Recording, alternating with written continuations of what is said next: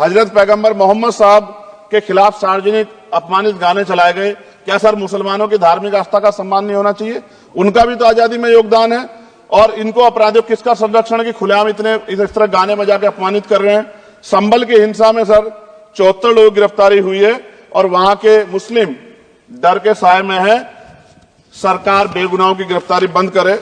क्या इस देश से दलितों, मुसलमानों, पिछड़ों, आदिवासियों को निकाल देना चाहती है सरकार?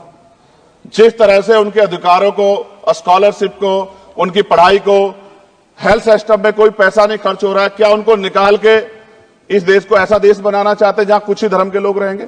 सर मैं ये कहना चाहता हूं, देश सबका है और अगर सरकार ये तय करके बैठ गई कि वो दलितों, मुसलमानों को, पिछड़ों को, आदिवासियों को निकाल देगी, तो सर ये संभव नहीं। इतनी बड़ी आबादी है, हम अम्बेडकरवादी लोग उनके पक्ष में खड़े हैं क्योंकि हमने शपथ ली है कि हम हर व्यक्ति का संरक्षण करेंगे।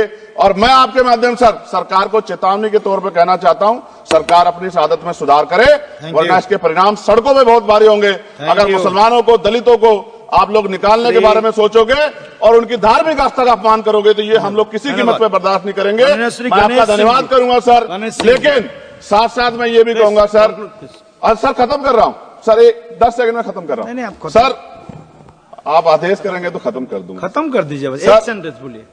10 सेकंड में खत्म कर दूं सर? एक सेंटेंस में 10 सेकंड ही आएगा, बोलिए।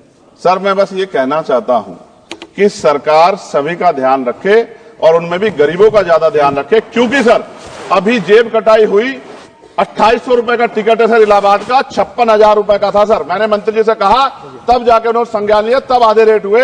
इसलिए कह रहा हूं धर्म के नाम पे धंधा और लूट नहीं होनी चाहिए सर, इसकी जिम्मेदारी सरकार की। धन्यवाद सर।